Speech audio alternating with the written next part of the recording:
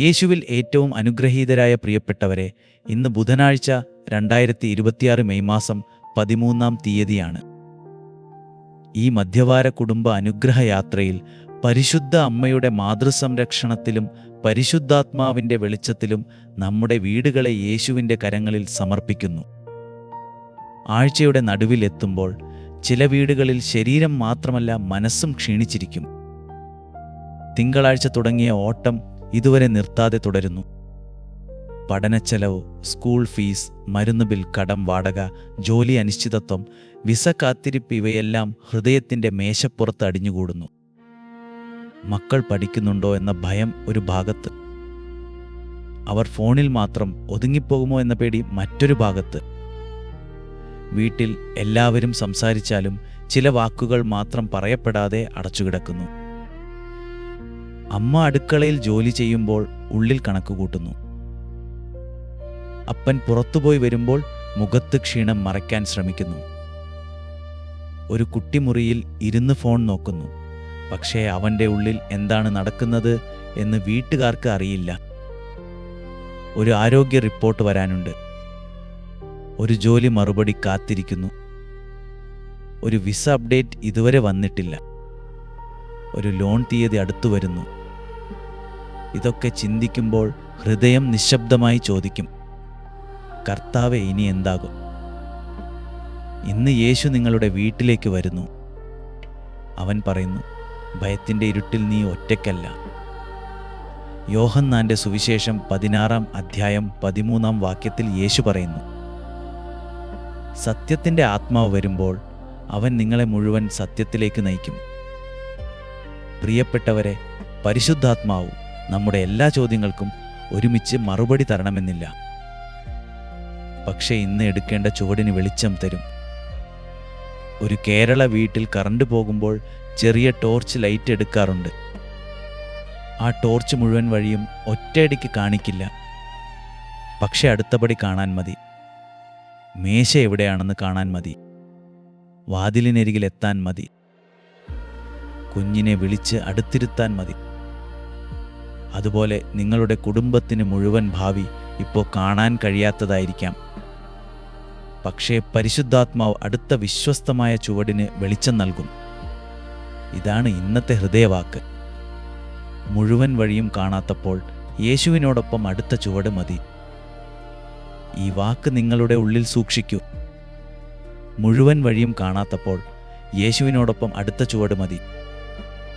ഇപ്പോൾ നിങ്ങളുടെ വലത് കൈ ഹൃദയത്തിന് മുകളിൽ വെക്കൂ. ഈ ആഴ്ചയുടെ ബാക്കി ദിവസങ്ങൾ മനസ്സിൽ കൊണ്ടുവരൂ. മക്കളുടെ പഠനവും പരീക്ഷാഭയവും കൊണ്ടുവരൂ. കടബാധ്യതയും വാടക സമ്മർദ്ദവും കൊണ്ടുവരൂ. വിസ കാത്തിരിപ്പും ജോലി അനിശ്ചിതത്വവും കൊണ്ടുവരൂ. ആരോഗ്യ റിപ്പോർട്ടിൻ്റെ ഭയവും മരുന്ന് ചെലവും കൊണ്ടുവരൂ. കുടുംബത്തിനുള്ളിൽ പറയാതെ കിടക്കുന്ന വേദനയും കൊണ്ടുവരൂ. ഇപ്പോൾ മൃദുവായി പറയൂ, പരിശുദ്ധാത്മാവെ, അടുത്ത ചുവട് കാണിച്ചു തരണമേ. പരിശുദ്ധാത്മാവെ, അടുത്ത ചുവട് കാണിച്ചു തരണമേ. പരിശുദ്ധാത്മാവെ, അടുത്ത ചുവട് കാണിച്ചു തരണമേ. കർത്താവെ യേശുവെ, ഈ ബുധനാഴ്ച ഞങ്ങളുടെ വീടുകളിൽ സമാധാനത്തോടെ വരണമേ. പണത്തെക്കുറിച്ചുള്ള പേടി ഞങ്ങളുടെ ഉറക്കം കവർന്നെടുക്കാതിരിക്കട്ടെ. കടബാധ്യതയിൽ തളർന്ന ഹൃദയങ്ങൾക്ക് വിവേകവും ധൈര്യവും തരണമേ. സ്കൂൾ ഫീസിലും കോളേജ് ഫീസിലും കുഴങ്ങുന്ന മാതാപിതാക്കളെ താങ്ങണമേ. വിദ്യാഭ്യാസ ലോൺ, വീട്ടുചെലവ്, മരുന്ന് ചെലവ് എന്നിവയിൽ ഭാരപ്പെടുന്ന കുടുംബങ്ങളെ കരുണയോടെ നോക്കണമേ. ജോലിയില്ലാതെ കാത്തിരിക്കുന്നവർ നിരാശയിൽ വീഴാതിരിക്കട്ടെ. ജോലിയിൽ അനിശ്ചിതത്വം നേരിടുന്നവർക്ക് ശരിയായ തീരുമാനമെടുക്കാൻ വെളിച്ചം തരണമേ. വിസ ഫയൽ കാത്തിരിക്കുന്ന കുടുംബങ്ങൾക്ക് ക്ഷമയും വ്യക്തതയും തരണമേ. ഈ വാതിൽ നല്ലതാണെങ്കിൽ തുറക്കണമേ. ഈ വഴി ഞങ്ങളെ തകർക്കുന്നതാണെങ്കിൽ കാത്തുസൂക്ഷിക്കണമേ. ഇനി കാത്തിരിക്കണമെങ്കിൽ ഉള്ളിൽ സമാധാനം തരണമേ. മക്കൾ പഠനത്തിൽ അലക്ഷ്യപ്പെടുമ്പോൾ മാതാപിതാക്കൾ കോപത്തിലല്ല, ജ്ഞാനത്തിൽ പ്രതികരിക്കട്ടെ. ഫോണിൽ കുടുങ്ങുന്ന കുട്ടികളുടെ മനസ്സ് നീ സ്നേഹത്തോടെ തിരിച്ചു വിളിക്കണമേ. പരീക്ഷയെ പേടിക്കുന്ന മക്കൾക്ക് ശാന്തതയും ഓർമ്മയും ഉറപ്പും നൽകണമേ. ആരോഗ്യ റിപ്പോർട്ടിനെ കാത്തിരിക്കുന്നവരുടെ ഉള്ളിൽ നിന്റെ ആശ്വാസം നിറയട്ടെ. മരുന്നും ചികിത്സയും ആവശ്യമുള്ളവർ ശരിയായ സഹായം തേടാൻ മടിക്കാതിരിക്കട്ടെ. കുടുംബത്തിലെ മൗനം വഴക്കായി പൊട്ടിത്തെറിക്കാതെ സത്യസന്ധമായ സംഭാഷണമായി മാറട്ടെ. പരിശുദ്ധ അമ്മേ, മെയ് മാസത്തിലെ മൃദുവായ അമ്മേ, ഞങ്ങളുടെ വീടുകളെ നിങ്ങളുടെ മാതൃഹൃദയത്തിൽ ചേർക്കണമേ. നസ്രത്തിലെ വീട്ടിൽ മൗനമായും വിശ്വസ്തമായും നിങ്ങൾ പ്രാർത്ഥിച്ചതുപോലെ ഞങ്ങളുടെ വീടുകളിലും പ്രാർത്ഥിക്കണമേ. അമ്മയുടെ കണ്ണുനീരും അപ്പൻ്റെ നിശബ്ദ ഭയവും മക്കളുടെ മറഞ്ഞിരിക്കുന്ന ആശങ്കയും നിങ്ങളുടെ പുത്രനായ യേശുവിൻ്റെ മുമ്പിൽ വയ്ക്കണമേ. ഇന്നൊരു കേരള വീട്ടിലെ ഒരു ബുധനാഴ്ച വൈകുന്നേരം നമുക്ക് ഓർക്കാം. ഒരു അമ്മ ദിവസം മുഴുവൻ ഓടി തളർന്നിരുന്നു. മൊബൈലിൽ സ്കൂൾ ഫീസ് സന്ദേശം വന്നു. വിസ അപ്ഡേറ്റ് ഒന്നും വന്നില്ല. മേശപ്പുറത്ത് മരുന്ന് ബിൽ കിടന്നു.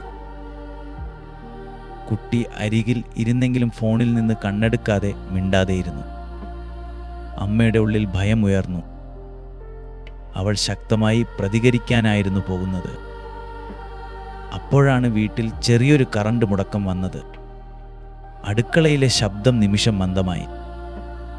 അവൾ പ്രാർത്ഥനാമൂലയിലേക്ക് പോയി. ഈശോയുടെയും പരിശുദ്ധ അമ്മയുടെയും മുമ്പിൽ ഒരു മെഴുകുതിരി കത്തിച്ചു. അവൾ പറഞ്ഞു, പരിശുദ്ധാത്മാവേ, ഇപ്പോൾ എനിക്ക് ഭയത്തിൽ നിന്ന് സംസാരിക്കരുത്, സ്നേഹത്തിൽ നിന്ന് സംസാരിക്കാൻ കൃപ തരണമേ. 5 മിനിറ്റ് അവൾ ശാന്തമായി ഇരുന്നു. പ്രശ്നങ്ങൾ എല്ലാം ഉടനെ മാറിയില്ല. ഫീസ് സന്ദേശം ഇപ്പോഴുണ്ടായിരുന്നു. വിസ വാർത്ത ഇനിയും വന്നില്ല. മരുന്ന് ബിൽ അങ്ങനെ തന്നെ കിടന്നു.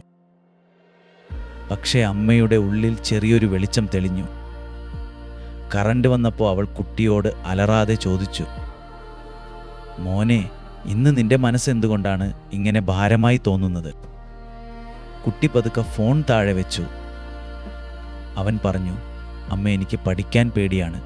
എവിടെ നിന്ന് തുടങ്ങണമെന്ന് അറിയില്ല. ആ വൈകുന്നേരം വലിയ അത്ഭുതമൊന്നും ഉണ്ടായില്ല. പക്ഷേ ഒരു വാക്ക് മൃദുവായി. ഒരു കുട്ടി കേൾക്കപ്പെട്ടു. ഒരു അമ്മ ഭയത്തിൽ നിന്നല്ല, കൃപയിൽ നിന്ന് പ്രതികരിച്ചു. ഇതാണ് പരിശുദ്ധാത്മാവിൻ്റെ ജോലി. ഇരുട്ടെല്ലാം ഒരുമിച്ച് മാറ്റുന്നതിന് മുമ്പ് അവൻ ചെറിയൊരു വെളിച്ചം കൊളുത്തുന്നു.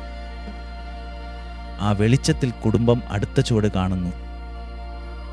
ഇന്ന് നിങ്ങളുടെ വീട്ടിലും ആ വെളിച്ചം വരട്ടെ. ചിലപ്പോൾ നമ്മൾ ദൈവത്തോട് മുഴുവൻ മറുപടി ചോദിക്കുന്നു. പക്ഷേ പരിശുദ്ധാത്മാവ് ആദ്യം ഹൃദയത്തിൻ്റെ ശബ്ദം ശാന്തമാക്കുന്നു. അടുത്ത ബിൽ എങ്ങനെ അടയ്ക്കും എന്ന ചോദ്യത്തിലും അവൻ വെളിച്ചം തരും. കുട്ടിയോട് എങ്ങനെ സംസാരിക്കണം എന്ന ആശയക്കുഴപ്പത്തിലും അവൻ വെളിച്ചം തരും. ഭർത്താവിനോടോ ഭാര്യയോടോ പറയാതെ കിടക്കുന്ന വേദന എങ്ങനെ തുറക്കണം എന്നിടത്തും അവൻ വെളിച്ചം തരും. ഒരു തീരുമാനവും ഭയത്തിൽ നിന്ന് എടുക്കരുത്. ഒരു വാക്കും കോപത്തിൽ നിന്ന് പറയരുത്. ഒരു കുട്ടിയെയും താരതമ്യം കൊണ്ട് തകർക്കരുത്. ഇന്ന് പരിശുദ്ധാത്മാവിനോട് ചോദിക്കൂ, കർത്താവെ, അടുത്ത ശരിയായ ചുവട് എന്താണ്? മാതാപിതാക്കളെ, ഈ ആഴ്ചയുടെ ബാക്കി ദിവസങ്ങളെക്കുറിച്ച് ഭയപ്പെടുന്നുണ്ടെങ്കിൽ നിങ്ങൾ പരാജയപ്പെട്ടവരല്ല. നിങ്ങൾ ക്ഷീണിച്ച വിശ്വാസികളാണ്. ക്ഷീണിച്ച വിശ്വാസിയെയും യേശു സ്നേഹിക്കുന്നു. ഇന്ന് എല്ലാം തീർക്കേണ്ട ആവശ്യമില്ല. ഇന്നൊരു നല്ല തീരുമാനം മതി. ഒരു കടുത്ത വാക്ക് നിർത്തുക.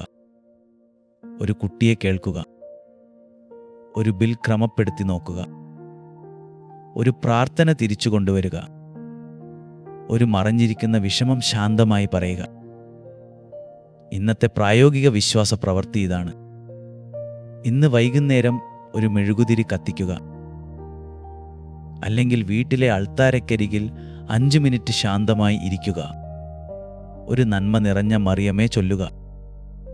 ഒരു ബുദ്ധിമുട്ടുള്ള തീരുമാനത്തിന് പരിശുദ്ധാത്മാവിനോട് വെളിച്ചം ചോദിക്കുക.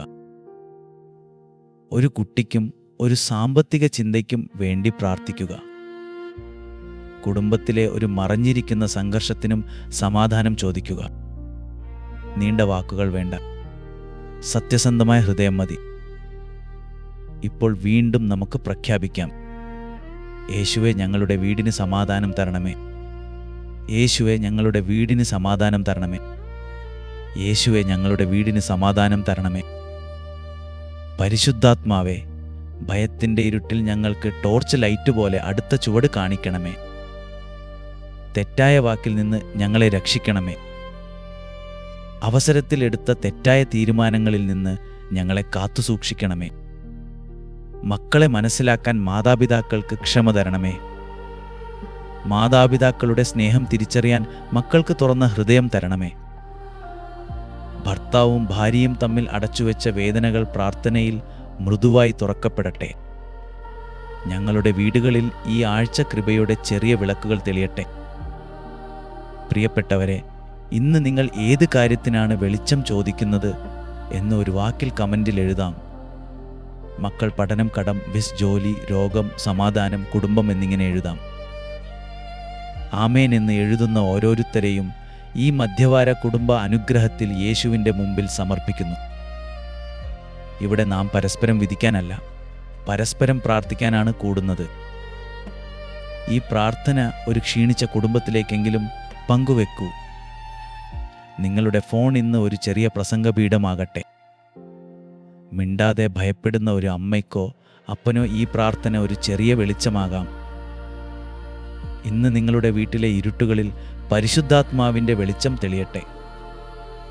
നിങ്ങളുടെ മക്കൾ പരിശുദ്ധ അമ്മയുടെ മാതൃസംരക്ഷണത്തിൽ സുരക്ഷിതരാകട്ടെ. നിങ്ങളുടെ കടങ്ങളും കാത്തിരിപ്പുകളും ഭയമായി അല്ല, യേശുവിൻ്റെ കരങ്ങളിലെ സമർപ്പണമായി മാറട്ടെ. നിങ്ങളുടെ കുടുംബത്തിലെ മൗനം സമാധാനമുള്ള സംഭാഷണമായി മാറട്ടെ. പിതാവിൻ്റെയും പുത്രൻ്റെയും പരിശുദ്ധാത്മാവിൻ്റെയും നാമത്തിൽ നിങ്ങളുടെ വീടും ഈ ആഴ്ചയുടെ ശേഷിക്കുന്ന ദിവസങ്ങളും അനുഗ്രഹിക്കപ്പെടട്ടെ. കാണുന്നതുവരെ സ്വർഗത്തിലെ ദൈവം എന്നെയും നിങ്ങളെയും സൂക്ഷിക്കട്ടെ. ആമേൻ. നാളെ രാവിലെ കൃത്യം 5:30 തീർച്ചയായും ഞാൻ നിങ്ങളെ കാണും.